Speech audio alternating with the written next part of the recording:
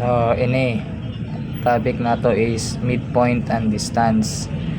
Kung nato sa Cartesian plane sa y-axis and x-axis, kini ang x-axis ug ang y-axis, or the x coordinate and the y coordinate. Man ang pagkuha ng distance kini ang formula gikan ini sa Pythagorean theorem. So an easy formula is d is equal to the square root of the quantity of x sub 2 minus x sub 1 squared plus the quantity of y sub 2 minus y sub 1 squared. And sa midpoint kini pod ang formula. The quantity of x sub 1 plus x sub 2 over 2 and y sub 1 plus y sub 2 over 2. So magkuhan kita ng example number 1. So given 2 points, the first point and the second point on a Cartesian plane. So find the distance and midpoint. So dahil 2 points sa Cartesian plane, kinang Cartesian plane inang first point o ang second point. So sa pagkuha ng distance kini ang formula. Kuha na to dire inang formula. So first ang himuon nimo anay kuhaon an ija x sub 1, x sub 2, y sub 1 ug y sub 2. So diri ta magsugod sa first point. Sa first point diri kuhaon an x sub 1 and y sub 1. No? An x sub 1 ija is kining negative 2 kaya sa x-axis, no? Negative 2 and y sub 1 is asa man nutunong sa negative 1, negative 2 and negative 1. So negative 1 kanan sa first point. And sa second point diri an x sub 2 og ang y sub 2. So ang x sub 2 an isa tunong siya sa 4. So 4 an isa x sub 2. O dan isa x sub ang y sub 2 tunong pud sa 4. So 4 an isa y sub 2. Kana. So say na ato sa y-axis and sa x-axis. So mag-solve kita using this formula. Okay.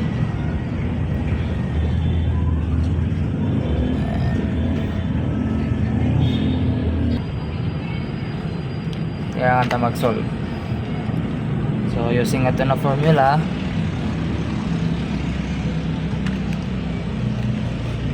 distance is equal to the square root of x sub 2 minus x sub 1 squared, then plus this quantity of y sub 2 minus y sub 1 squared.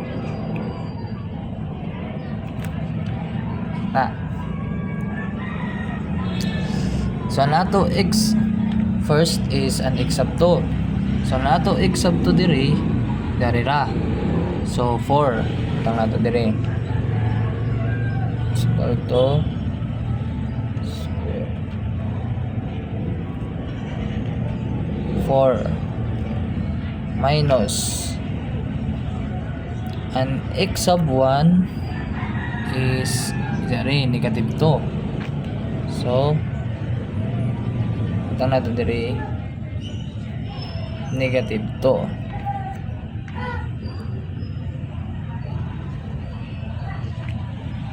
and squared plus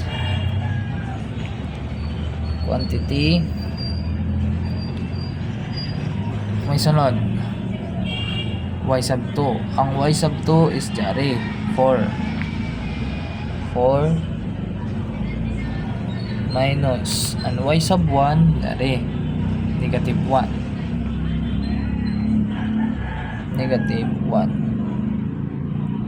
squared. Kung mapansin nimo, gibutangan na ako ng parenthesis kini kay duha naman siya ka negative or duha ka minus. Kay kung positive ini siya dire, di ko na butangan ng parenthesis. Okay? May mura ka dyan 4 minus 2. So kay negative man, duha naman siya ka minus or duha ka negative. Tag parenthesis ko ini siya. Amo sab dire. Okay, sunod solve na to.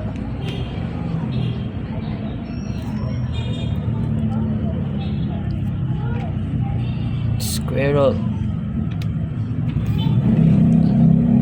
So, ang pinakauna, uningan nimo on ang sa ilayom ng parenthesis.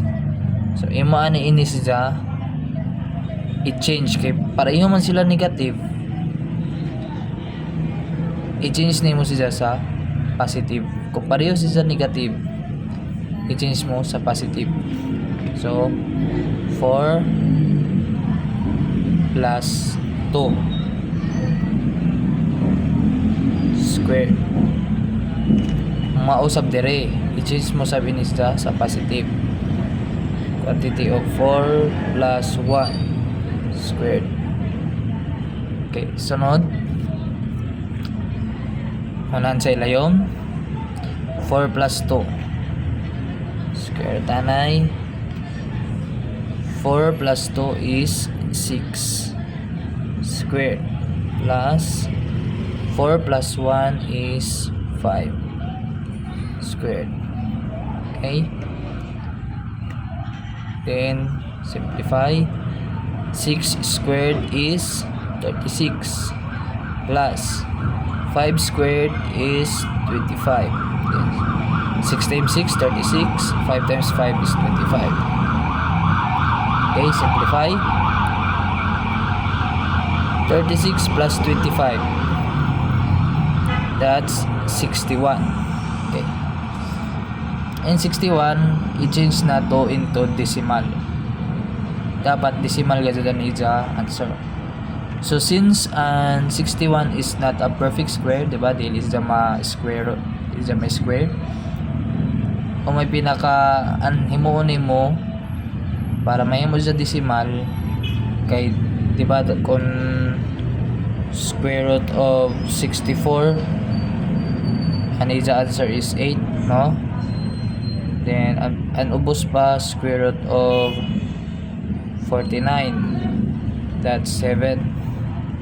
So wayaan 61, no? Dili siya ko perfect square. So ano mo himuon o may pinakasuod sa ija, 49 or 64? 64. So himuon i-solve nimo. Pinakasuod is 64, ang may mo gabiton 64 ano man equals 64 minus 3. Uman minus 3 man para makuha nimo ang 61. Diba? 64 minus 3, 61. Okay? Di ba kuha ang 64? Dire. Kung hayang pinakasuod na perfect square. Kaya 49 lajo naman. 64 ang pinakasuod. O may sunod, di ba? 9 times 9, 81. Lajo na sab karada sa 61. So 64 ato tagamit. 64 minus 3. Minus 3 para makuhaan 61. Sige. Sunod, imo siya i-square ini. I-square mo na ini. May square naman siya. So, square root of 64 is 8 minus 3. Sunod, imo ini i-double. In times 2. Like, 8 times 2 is 16. No? 16, no? So, kapihon man 8 minus 3.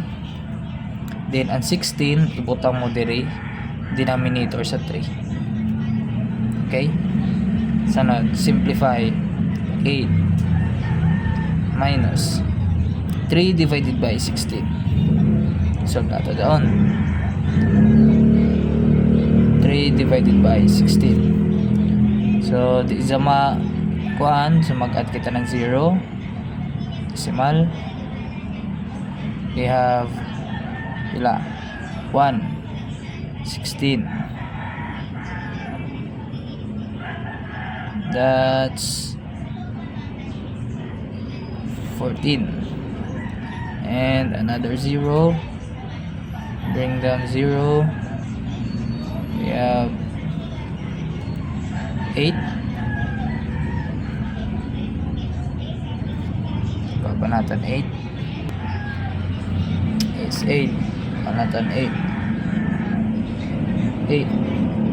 8 times 16, that's 128 over minus pila sakto. 8 times 6 is 48. 8 times 8 so 128. Then minus ini we have 12, right?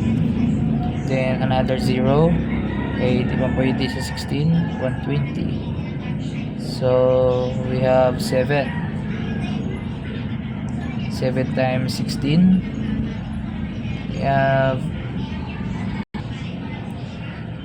okay, 7 times 16 is 112 minus pila 8 no 8. Pag makuha mo na ang tuyo ka number, stop na ka. Okay na to, stop mo na 0.187. So and his answer is 0.187. Buta mo dire 0.187. Pero ang imo kwaon is duhara. Okay, duhara. Imo si i round off. So ang 8, ang nagsunod sa 8 is 7. So ma-round out nimo si sa 9. So ang final niya is 8 minus 0.19.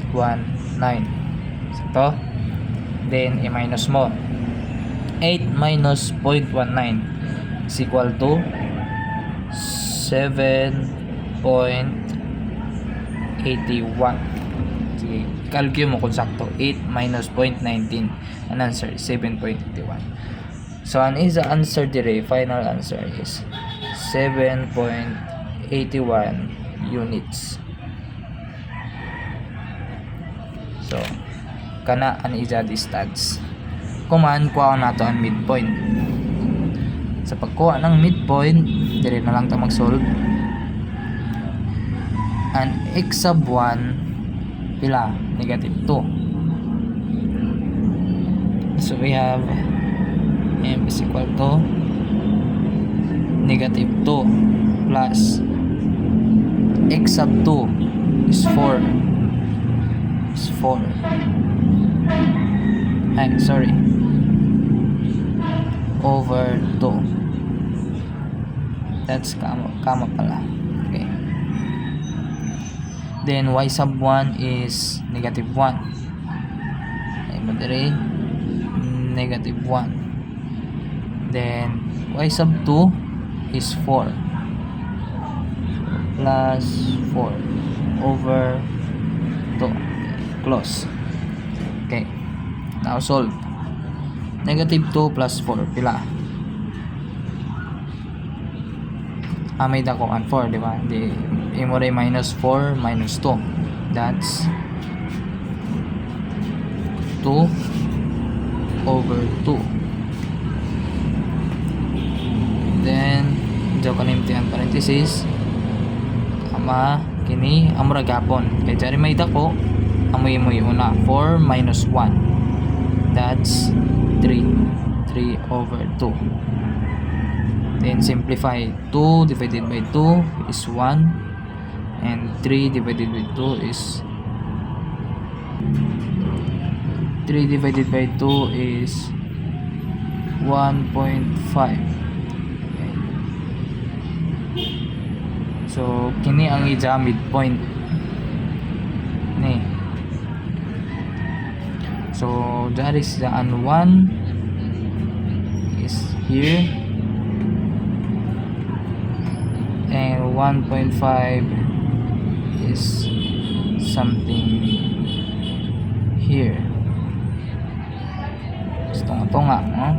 Dire x-axis and y-axis. So an x-axis is 1, again inani sa midpoint. An x-axis is 1 and y-axis is 1.5, or the x-coordinate is 1 and y-coordinate is 1.5. So an x-coordinate 1 daw dari diri, then an y-coordinate 1.5. So sa tunga-tunga ng 2 and 1 dari diri. So itubong nimo ang 1 sa nan dire. So dire. So kini ang ija midpoint. Kini ang ija midpoint. Okay?